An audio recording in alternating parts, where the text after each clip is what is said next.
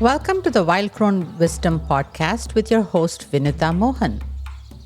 In this episode, we explore burnout through Eckhart Tolle's being and doing framework, uncovering 4 archetypes that reveal how balance shapes our lives.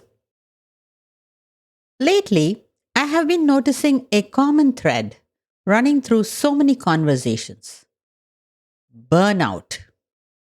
It shows up everywhere among healers, spiritual teachers, doctors, law enforcement, and so many others who dedicate themselves to doing good work in the world. It feels like a silent epidemic. The heaviness of life today, the non-stop news cycle filled with political chaos, wars, climate change, inflation, and violence only adds to this weight. Even some of the teachers that I admire and study with have publicly announced that they are taking time off due to burnout and exhaustion. In a strange way, it makes me feel better about myself. It reminds me that I'm not alone in the struggle. All the teachers I look up to struggle with the same or similar issue. It somehow normalizes it for me.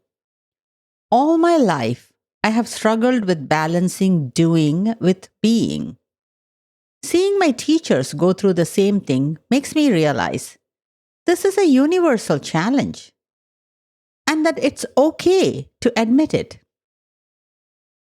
The spiritual teacher Eckhart Tolle once plotted being and doing on a graph. Being on the y-axis and doing on the x-axis. His teaching was simple yet profound. The sweet spot is the top right quadrant, where doing is infused with being. From this balance, life feels meaningful, intentional, and even joyful. I decided to explore all the 4 quadrants following his logic and came up with a few archetypes to capture the essence of it. On the top right quadrant, we have someone who infuses their doing with being.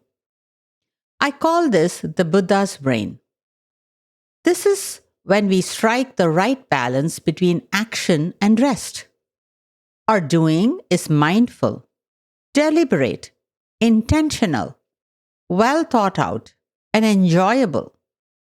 Such balance brings great purpose and meaning to life. There is a perfect balance between action and inaction. As the Zen saying goes, we find doing in non-doing and non-doing in doing. It feels like a magical symphony with the perfect space between each note. The next quadrant, on the bottom right, is when we have overemphasized the doing without enough being. This is when life feels like just playing one role after another. The archetype here is the action figure, like Wonder Woman and Superman. Women especially tend to fall into this trap. We are constantly playing some role: mother, wife, daughter, sister, career woman, friend, community helper, and so on. Within each of these roles, it feels like we are constantly moving from one task to another. For instance, as a parent, we might have overscheduled our lives and the lives of our children, and it is a constant running from one chore to the next. Seldom do we sit and enjoy the children, lie on the beach, watching the waves, smell the roses, have pillow fights, or cuddle up and watch the stars. Such a life feels devoid of any beingness and as a result produces no joy. The bottom left quadrant has neither being nor doing. It is the state of complete disengagement with life and a total neglect of any responsibilities or accountability. Such is the state of an addict. There is no life force flowing through this state, and if at all there is any doing, it only has harmful effects on self and others. Addiction is not just to substances, but also to certain attitudes and belief systems. Addiction to attitudes is far more prevalent and harder to break than addiction to substances. However, we don't pay too much attention to it because the harm it causes is more covert and sometimes socially sanctioned. Addictions such as perfectionism, jealousy, comparison, victimhood, dogmatic thinking, being judgmental, controlling, overanalyzing, needing to be right, can all lead to misery and a complete inability to make decisions and take action. Since the consequences of such actions are not overtly obvious, they also lack the support system and the motivation to change. Finally, the last quadrant on the upper left is called the flower child. The archetype of the flower child is the state of overindulgence in daydreaming and magical thinking. In this state, there is too much of being and not enough doing. On the surface, such people may seem to be happy go lucky and going with the flow, but they become a burden to their family members and others who end up having to be responsible for them, clean up after them, and make up for their lack of healthy engagement with life. From time to time, we will all tend to fall into each of these quadrants. Life is not a straight upward line, it moves like a wave.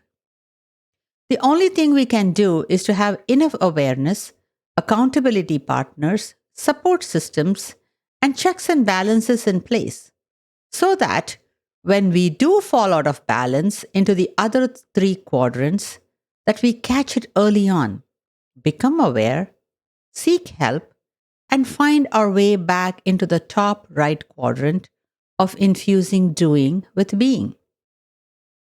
Because in the end, balance isn't about perfection. It's about remembering that even in the middle of chaos, we can return to presence. And from that presence, create a life that feels like harmony, a life where every note has just the right amount of space in between them.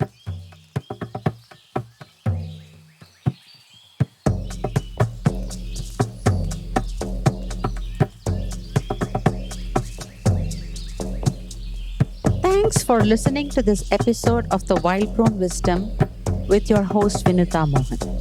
I'm a licensed marriage and family therapist from the Bay Area, California, specializing in trauma and attachment repair.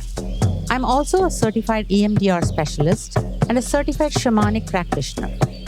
In this podcast series, we delve into the journey of our spiritual essence having a human experience.